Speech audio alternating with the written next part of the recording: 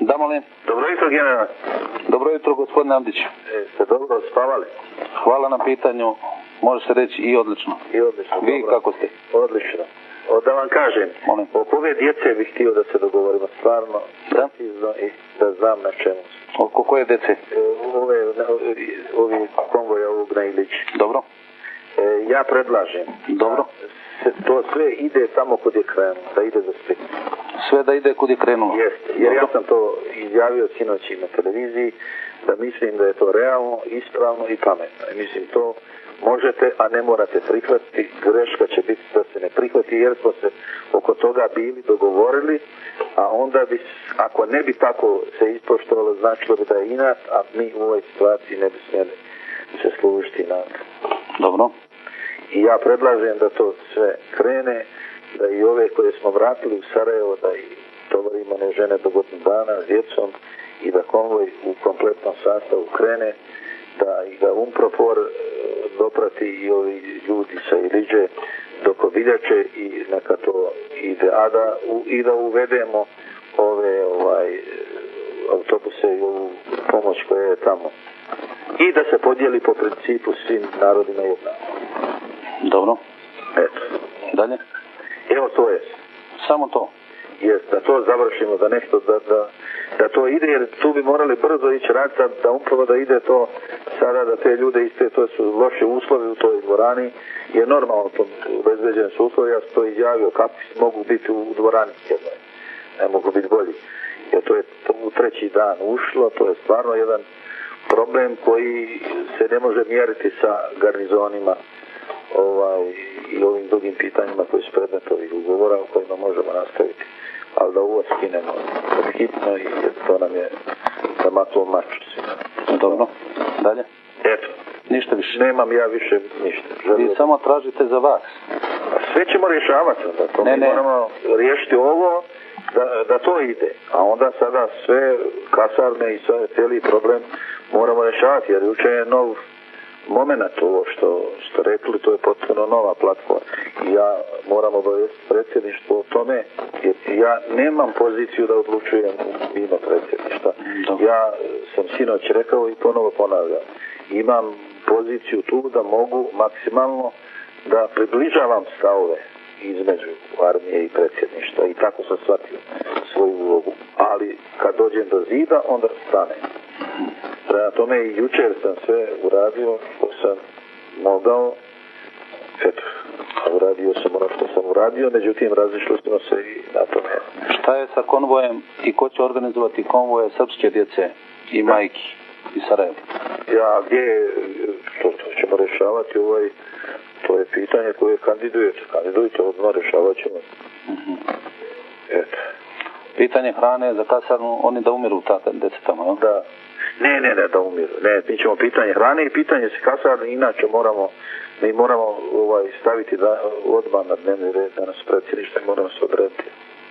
Vi već 3 dana predsjedništvo vaše okupljate i stavljate na dnevni red, vojska nema 3 dana hrane. Ne, ali mi nismo... Tamo je glad. Ne, mi nismo... Do jučer se susreli sa problemom hrane u kasarni. Od jučer tamo umire jedan starešina, puko mu je čir. Da. Jučer smo se prvi puta susreli s tim problemom. Hoćete li da se evakuiše taj starešina? Molim? Može se evakuisati taj starešina? Evo, mi možemo se dogovoriti o svemu. Ja sam zato da se dogovaramo. Jesu vam ovi pustili ranjenike sve iz Dobranje da se evakuišu? Nisu. Jesu. Ne, nisu. Ove ranjenici još uvijek nisu dati, ovi koji su uzeti, koji su išli u pratnju UNPROFOR-a, nisu vraćeni. Nisu vraćeni? Ne, nisu. Kad su oni, kad je to bilo? Boga mi, mislim, to je sad 4 dana. 5 dana. Mene Gagović obavestio da su ti ranjenici predati vam. Nisu predati. Molim? Nisu predati. Vozilom došli, vozilom se vrati? Ne, nisu. Koliko ih ima? Ne znam, broj mora bi zovem da uzmem podatak, Boga me ne znam. Jer ja govorili samo da su uzeti, o broju nisu govorili. Nisam ni ja razgovarao o broju. Dobro. Eto. Nudite premalo? Molim? Premalo nudite, tražite samo za sebe da rešavate vaše probleme. Ne, treba, ja hoću da kažem, ja mislim da djecu trebamo riješiti brzo da nakrenu, ali ovo što se tiče nuđenja i drugog trebamo staviti na tapet i riješiti. To trebate oko problema djece da razgovarate sa udruženjem Srba iz Pofalića.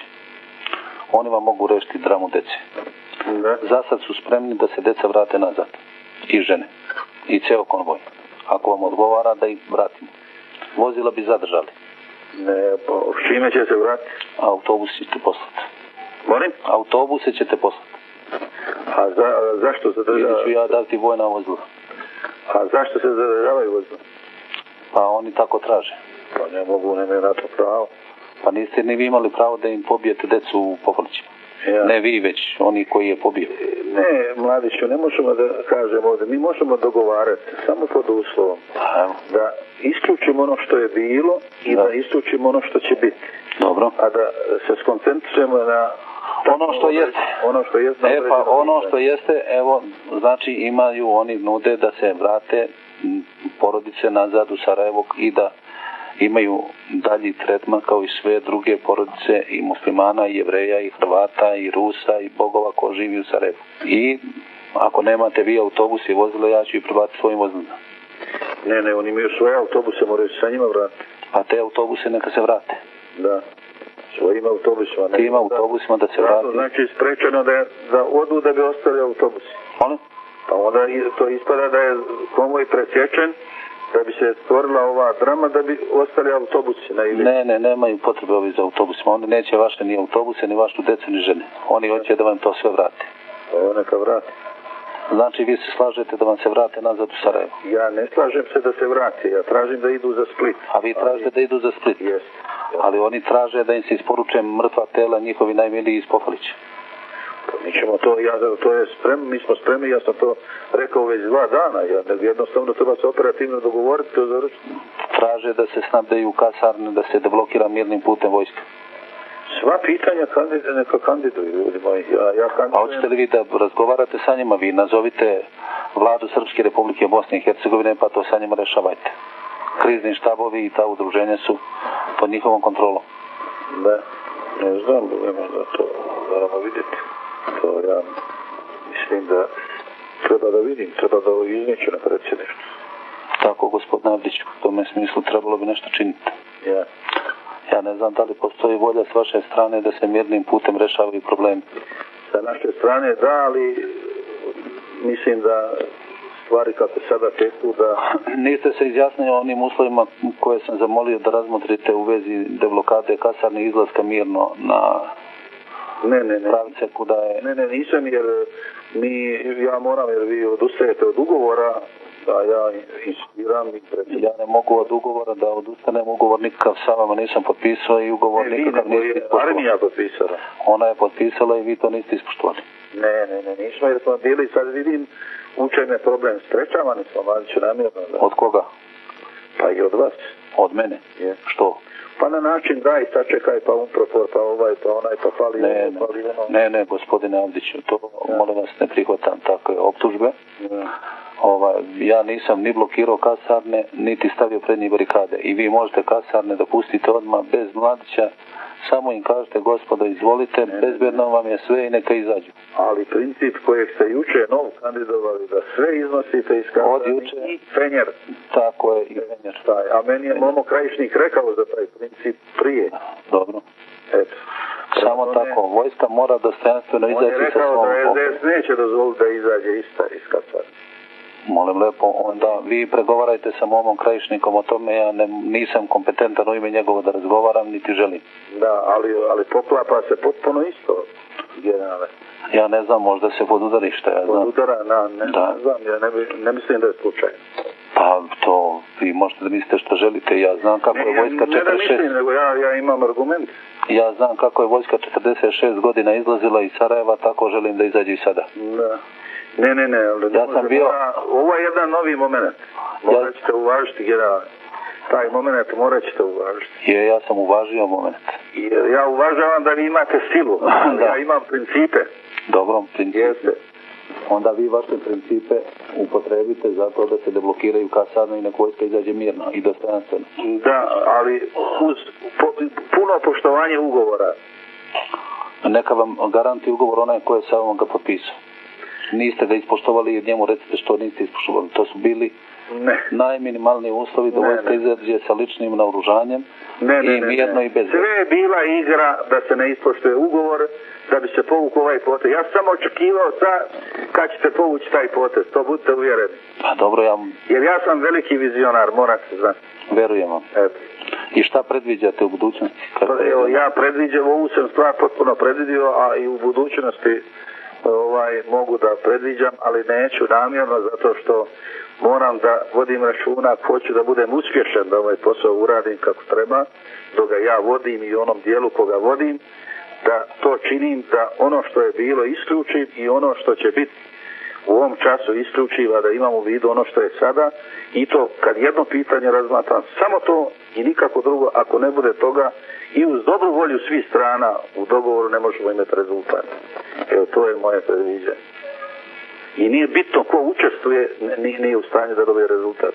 Jer onda dobije gomilu materijala, činjenica, predloga za i protiv u kojima se vrti gdje odluke nema. A ovo je vrijeme kad se odluke moraju donositi. Jer više ne može biti razgovor bez odluke. Da. Eto. Ja bi za ovu djecu kad možemo to? Kad se znam da je kasarna Viktor Bubanj s hranom. Znači dok se ne stavi kasarna sa hranom ne može ništa više se ići po djecu. Prvo hrana, pa onda djeca produžavaju put. Ja ću se izboriti dotle da vidim može li se izboriti da produže tim putem. U što sada sumnjam, da. Ali verujem kad bi kasarna dobila hranu i kad bi se taj zastavnik preuzeo da bi moglo, ja bi lično išao na Iliđu i ljudi vjerujem da bi me poslušali. Da. Spreman sam da vodim jednog po jednoga, valjda će mi poverovati ljudi da sam u najbolje namjeri.